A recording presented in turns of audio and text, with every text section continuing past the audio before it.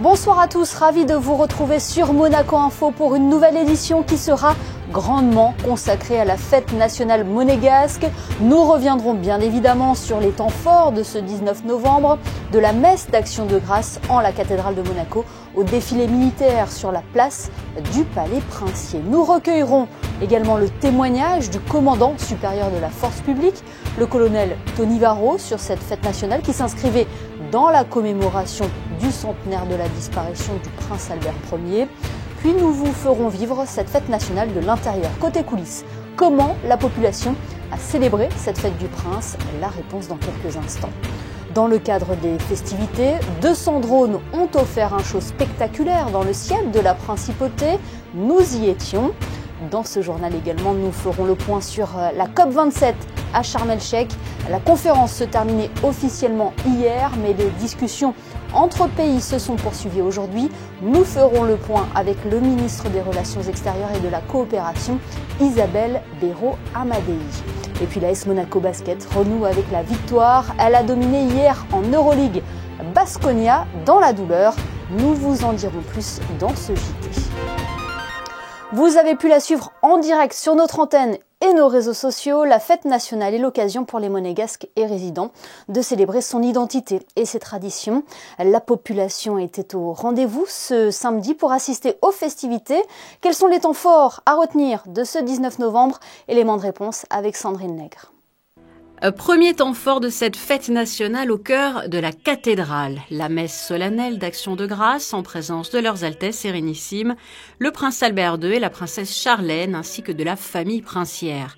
Messe rythmée par des lectures, chants, oraisons, méditations et par l'homélie de l'archevêque monseigneur Dominique Marie-David. Place ensuite au Te Deum.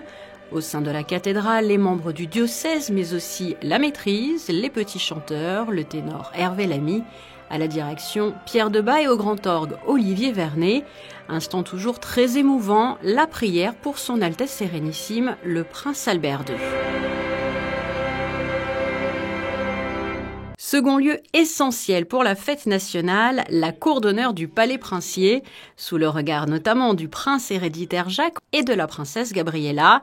Honneur à l'étendard, honneur au souverain, revue des troupes, remise d'un signe de grade aux militaires, remise des ordres princiers et décoration au personnel civil du palais.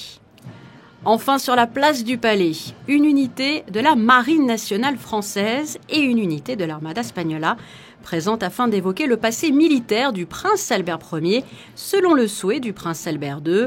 Hommage à l'Espagne à travers la musique aussi.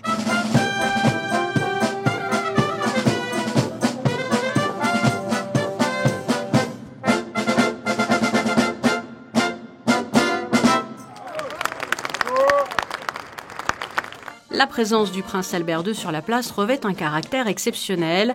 Le souverain remet au fanion de la sûreté publique l'ordre de Saint-Charles, 120 ans après sa création par le prince Albert Ier.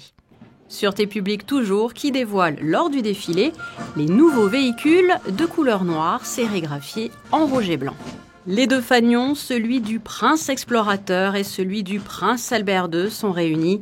Une image forte, à eux deux, 174 ans d'histoire. Tout ceci sous le regard de la famille princière aux fenêtres, acclamé avec joie par la population, comme de coutume, à la fin. Et nous sommes avec le commandant supérieur de la force publique pour recueillir ses premières impressions. Bonsoir Tony Varro. Bonsoir Émilie. Nous venons de voir les temps forts de cette fête du prince. Quel est votre sentiment à l'issue des festivités sur le Rocher? C'était un beau moment, hein? C'était un magnifique moment, le temps était de la partie et le prince souverain était satisfait effectivement de la prestation. Et beaucoup d'effervescence aussi sur la place du Palais, hein? Beaucoup d'effervescence cette année, effectivement, et notamment j'ai été obligé de... j'étais un peu gêné demain sur les honneurs finaux, où la liesse était déjà en route avec les pipipouras. Mais c'est toujours bon de retrouver le public, hein, sur la place. Ça fait du bien, ça faisait longtemps, et on a pu pour une fois revenir sans nos masques, ce qui était quand même très appréciable. Et quel moment garderez-vous en tête, colonel, vous, de cette fête nationale? Alors deux moments importants.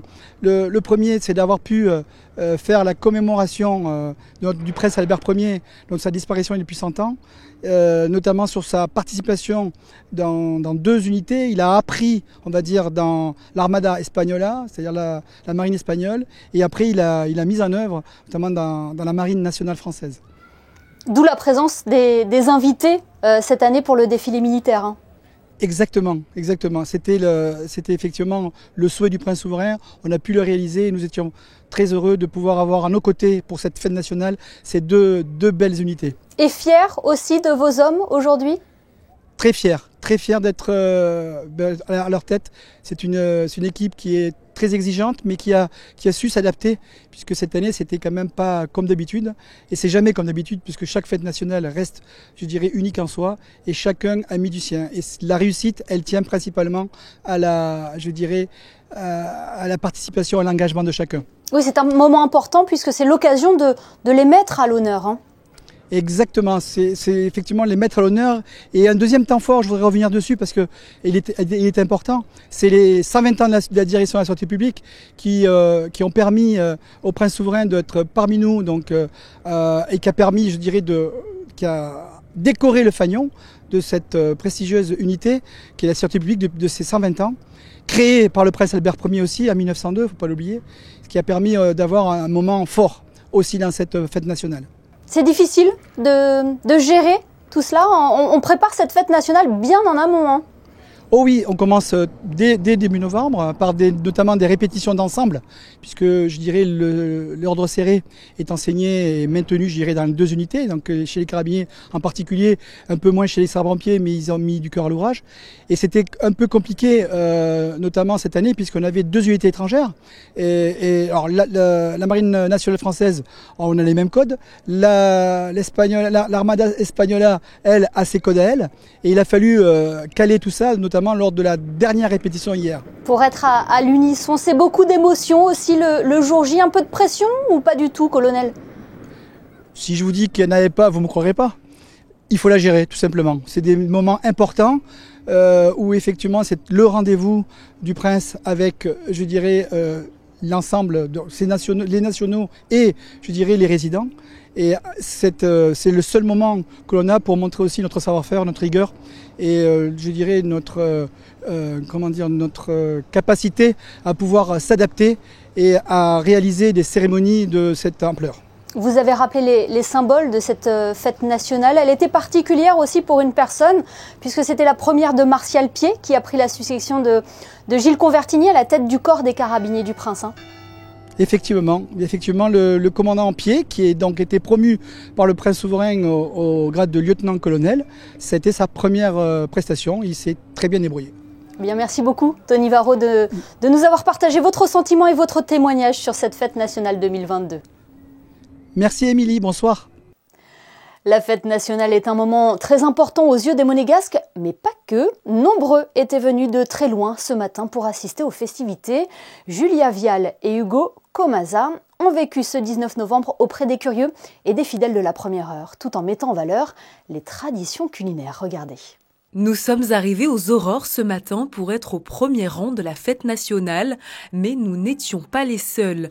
Chloé et Nadine ne sont pas monégasques, mais elles ne voulaient rien rater de ce moment hors du temps. On aime bien Monaco, on trouve ça super joli, on a un attachement un peu particulier à la famille princière et c'est pour ça qu'on estime que c'est une chance d'être ici aujourd'hui.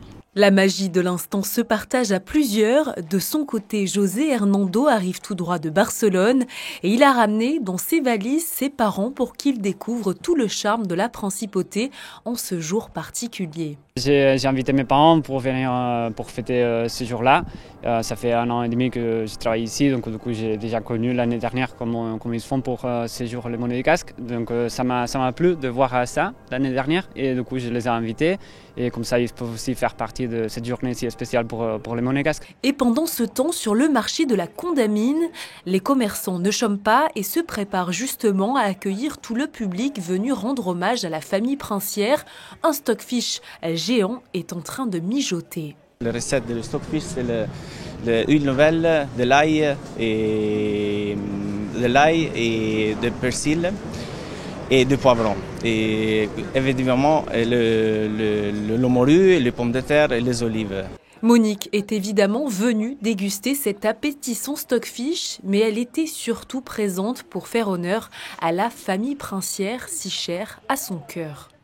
La famille princière est très importante pour nous.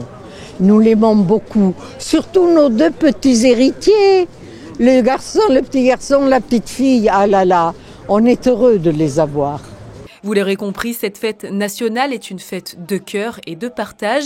Et quoi de mieux pour partager que de déguster des produits du terroir monégasque, tout un symbole pour ses commerçants. On est là pour faire honneur à tout ce que, disons, tous les monégasques et pour montrer qu'il y a du vrai artisanat à Monaco, qu'on fabrique des choses sur place, qu'on est fiers de produire des choses naturelles de qualité. Faire honneur aux Monégasques et à la famille princière, la mission semble réussie. Vous n'avez qu'à voir cette foule incroyable qui a rejoint nos premiers arrivants du matin. Ce 19 novembre 2022 laissera sans aucun doute encore une fois son empreinte dans l'histoire de la principauté. Oui, cette fête nationale restera également dans les mémoires des récipiendaires des différentes distinctions remises en amont de ce 19 novembre. Comme vous pouvez le voir sur ces images, le ministre d'État, Pierre Dartout, a remis les décorations pour la sûreté et la force publique, une cérémonie qui s'est déroulée sur l'esplanade du Grimaldi Forum. Vous aviez peut-être les yeux rivés vers le ciel hier soir aux alentours de 20h pour admirer le spectacle de drones donné dans le cadre de la Fête du Prince, une véritable prouesse technique qui a remplacé le traditionnel feu d'artifice. Retour sur cet événement lumineux et musical avec Fabien Bonilla et les équipes de Monaco Info. Après l'essai concluant de l'an passé, un spectacle de drones a été proposé vendredi soir dans le cadre des festivités organisées par la mairie. En tout, 200 drones lumineux ont été installés dans l'après-midi sur la place du Palais. Cette année, le show d'une durée de 12 minutes a été entièrement dédié au prince Albert Ier, dont la principauté célèbre les 100 ans de sa disparition. La complexité, c'est un lieu emblématique. Ça nécessite vraiment du travail, des tests. Ça fait des mois que les équipes travaillent sur ça. Et les conditions météorologiques, on croise les doigts qu'elles se maintiennent. À chaque fois qu'on fait un drone show sur la place du Palais, c'est toujours une première. Pour nous en tout cas. On est aussi stressé que la première année. Cette année, ça va être, j'espère, plus cool, plus sympathique, plus aérien. Un spectacle aérien mais aussi sonore. La musique a été spécialement et entièrement composée pour l'occasion par Bruno Abel. Un show à l'image d'une bande-son de cinéma. Toute ma vie, j'ai été attiré par les horizons nouveaux. Être le capitaine d'un navire, c'est tenir le cap, parfois dans la tempête. On parle de voyage, on parle de conquête, on parle de technologie. Et donc, moi, en fait, au départ, je pars de ça. En fait, c'est vraiment la découverte du monde, le voyage. Donc, moi, je me suis vraiment essayé de s'inspirer, d'essayer d'avoir quelque chose d'épique, d'essayer d'avoir quelque chose qui soit de l'ordre un peu musique de film, que ça soit quelque chose qui nous donne l'impression qu'on est dans une aventure, en fait. Voilà, c'était surtout ça l'objectif. Objectif réussi, le spectacle chorégraphié par la société MC Click est revenu sur les explorations du prince Albert Ier en Antarctique, mais également sur les différentes facettes du souverain, l'homme visionnaire, de science et de paix. Le public a pu profiter du spectacle de 12 minutes. Il était visible de tout Monaco et bien au-delà, un show qui a semblé séduire les spectateurs. C'était super bien. Moi, je trouve qu'il faudrait faire ça toutes les années. Tous les jours même. Oui. Ce qui m'a plu, c'est que c'était illuminé, ça change du feu d'artifice et c'était vivant, joyeux. C'est moderne. Ouais, moderne. C'est la nouveauté, C'était très bien fait, on les voyait bien, je trouve que c'était très bien. La technique est incroyable, donc non, ça fait plaisir à voir. Niveau écologique, c'est bien et c'est un joli spectacle pour les enfants, c'est parfait. C'était vraiment sympa aussi la transition quand il y a Viva Mounegou avec les drones, avec l'accent tréma aussi, c'était vraiment plutôt drôle. Viva Monaco.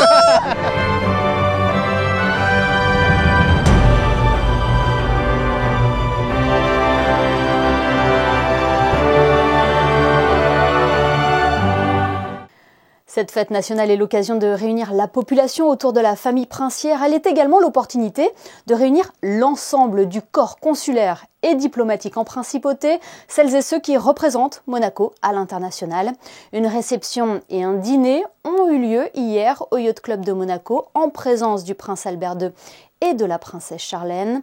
Ce midi, ce sont les ambassadeurs qui se sont réunis à l'hôtel Hermitage pour un déjeuner à l'issue des festivités sur la place du Palais Princier, autour notamment du ministre des Relations extérieures et de la coopération. Isabelle Béraud-Amadei, qui était il y a quelques jours à Sharm el-Sheikh en Égypte pour participer à la COP27. Le ministre a pris part à plusieurs réunions ministérielles et aura pu prendre le pouls de cet événement où l'on attend beaucoup d'engagement de la part des pays signataires de l'accord de Paris. Alors que la conférence des Nations Unies sur le changement climatique devait se clôturer officiellement hier, les négociations étaient toujours en cours aujourd'hui. C'est l'occasion de recueillir le sentiment d'Isabelle Béraud-Amadei qui est avec nous ce soir. Bonsoir Madame le Ministre. Bonsoir Émilie. Cette COP27 était placée sous l'ère de la mise en œuvre. Quel bilan pouvons-nous tirer de cette conférence des Nations Unies sur les changements climatiques ? Effectivement, cette COP était intitulée la COP de la mise en œuvre, après d'intenses négociations, d'abord pour les règles d'application de l'accord de Paris, qui avait été adopté à Katowice en 2018 et dans le cadre du pacte pour le climat à Glasgow. Alors c'est un petit peu tôt pour dresser un bilan, puisque les négociations ne sont pas terminées à l'heure où je vous parle. Il semblerait même qu'elles se prolongent ce week-end. Ça a été une COP, j'allais dire, où il y avait beaucoup d'attentes de la part des pays en développement qui sont arrivés avec certaines exigences. On a senti aussi un clivage entre les pays du Nord et les pays du Sud. Mais j'espère en tout cas que dans le cadre de la poursuite de ces négociations qui donc, j'espère, vont trouver une issue favorable d'ici la fin du week-end, on arrivera à trouver un terrain d'entente entre les pays développés et les pays en voie de développement. La principauté de Monaco participe aux négociations. Quelles ont été la teneur des échanges sur place ? Alors, la principauté participe essentiellement au travers d'un groupe qui s'appelle l'EIG, le groupe d'intégrité environnementale, où nous siégeons en compagnie de la Suisse, du Mexique, du Liechtenstein et de la Corée, ce qui nous permet de nous rassembler et de faire entendre une voix un petit peu plus forte, puisque nous sommes plus nombreux. Donc c'est au travers de ce groupe que nous essayons de porter notre voix et de faire entendre notre voix. Et puis nous sommes intervenus également au travers de réunions ministérielles. Notamment, j'ai participé à un dialogue, à une table ronde ministérielle sur l'ambition pré-2030, s'agissant des mesures d'atténuation, où j'ai pu présenter les mesures que Monaco met en place pour limiter le réchauffement climatique et atteindre donc notre ambition de 55% de réduction des gaz à effet de serre d'ici 2030 et neutralité carbone en 2050. J'ai aussi participé à un dialogue interministériel sur la finance climatique avec d'autres collègues ministres de différents pays pour expliquer un petit peu les moyens et les soutiens que la principauté apporte aux pays en développement en matière de coopération et de finances pour les aider à appréhender mieux le réchauffement climatique et surtout les dégâts qui peuvent être causés par ce réchauffement climatique. C'est important pour Monaco de faire entendre sa voix et de montrer qu'il est possible d'atteindre ses objectifs ? Oui, évidemment, c'est très important pour la principauté, puisque vous savez combien le prince souverain est engagé dans la lutte contre le changement climatique. Donc, la principauté a toute sa place au sein de ces COP. Et nous portons également la voix de la principauté pour soutenir la préservation des océans et de la cryosphère. Ça aussi, un thème très cher aux souverains et au gouvernement princier. Et j'ai participé aussi à une autre réunion où nous avons soutenu une nouvelle initiative sur la préservation de la cryosphère, où nous avons signé d'ailleurs une déclaration à ce sujet aux côtés d'autres pays comme l'Islande, le Chili, la Suisse encore, la Norvège, les Samoa et encore d'autres pays. Madame le ministre, vous qui avez pu prendre le pouls de cette COP27, est-ce que les objectifs peuvent être atteints ? Alors écoutez, je crois qu'il faut rester optimiste. Je crois que les États, tous les pays partagent cette ambition de mesurer l'impact du changement climatique et de limiter l'impact à 1,5 degré. Donc c'est une ambition commune et partagée. Je crois que la réunion du G20 qui a eu lieu à Bali a aidé aussi, ou va aider, je l'espère, l'issue de ces négociations, puisque là aussi, les pays du G20 ont donné, mandat à la COP de maintenir cette ambition haut et fort. Donc je suis optimiste. Il faut absolument que le message reste clair, que tous les États prennent leur part et qu'on arrive à atteindre cette ambition. Un effort commun donc. Merci infiniment Isabelle Béraud-Amadei d'avoir été avec nous ce soir sur Monaco Info. Et bonne fête nationale. Beaucoup. Merci Émilie, bonne fête nationale à vous aussi. Du sport à présent, après une semaine sans match, la Roca Team a retrouvé hier le parquet de Gaston Médecin pour la 8e journée d'Euroleague. Les Monégasques recevaient les Basques de Vitoria pour ce qui devait être un feu d'artifice offensif et finalement tout s'est joué sur la défense. Le résumé de cette rencontre, c'est avec Yannick Debever et Hugo Comaza. C'est avec la meilleure attaque d'Euroleague que Baskonia est venu défier la Roca Team à Gaston Médecin ce vendredi. Avant le début de la rencontre, Mike James a reçu des mains du président Fedorichev son trophée de MVP du mois d'octobre.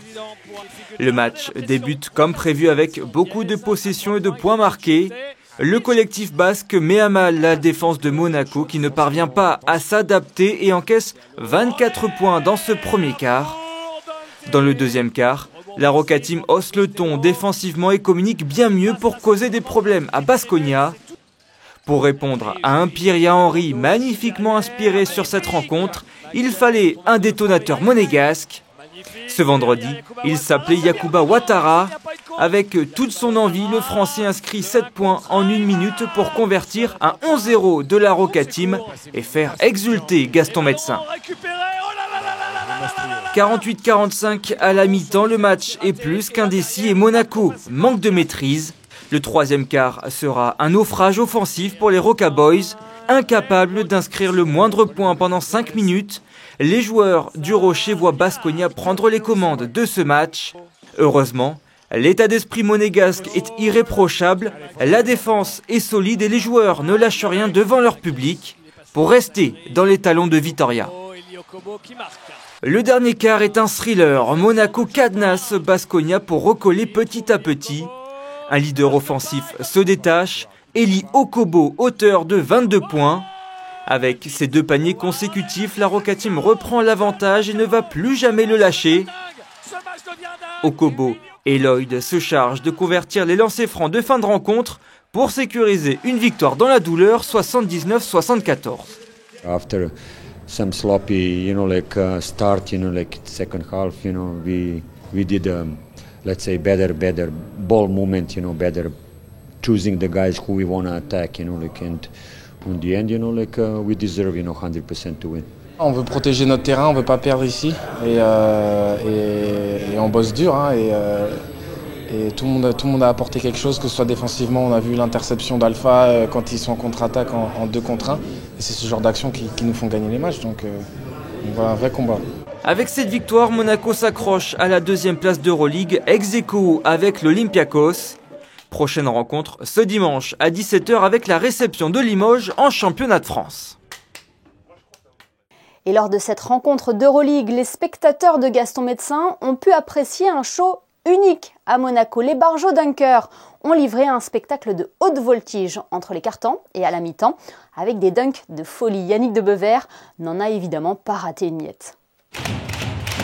Dante Hall et Yacouba Ouattara, adeptes des dunks surpuissants, avaient de la concurrence ce vendredi à Gaston Médecin.